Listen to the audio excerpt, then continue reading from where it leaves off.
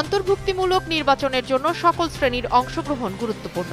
আগামী নির্বাচনে শারীরিকভাবে অক্ষম এবং প্রতিবন্ধী ভোটারদের ভোটদানের জন্য উপযুক্ত পরিবেশ নিশ্চিতের উদ্যোগ নেওয়া হয়েছে, এমন মন্তব্য করেছেন নির্বাচন কমিশনার আবুল ফজল মোহাম্মদ সানাউল্লাহ।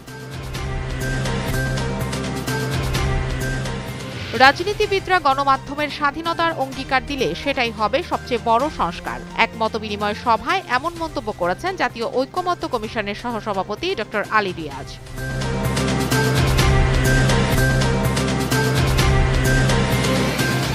নেত্রকোনা সদর উপজেলায় পূর্বশত্রুতার জেরে সাবেক এক ইউপি সদস্য সহ ৩ জনকে কুপিয়ে হত্যা করেছে প্রতিপক্ষ। এ সময় আহত হয়েছেন আরও ৩ জন।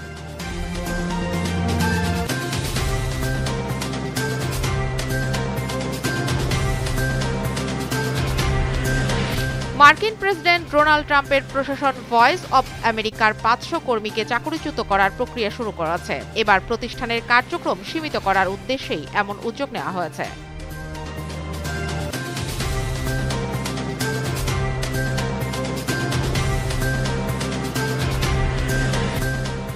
কয়েকদিন ধরে চলা বিক্ষোভের মুখে চীন সফর বাতিল করেছেন ইন্দোনেশিয়ার প্রেসিডেন্ট পাবোউ সুবিয়ান্তো। দেশজুড়ে উত্তেজনাকর পরিস্থিতির মধ্যে শনিবার ওই সফর বাতিল করতে বাধ্য হন তিনি।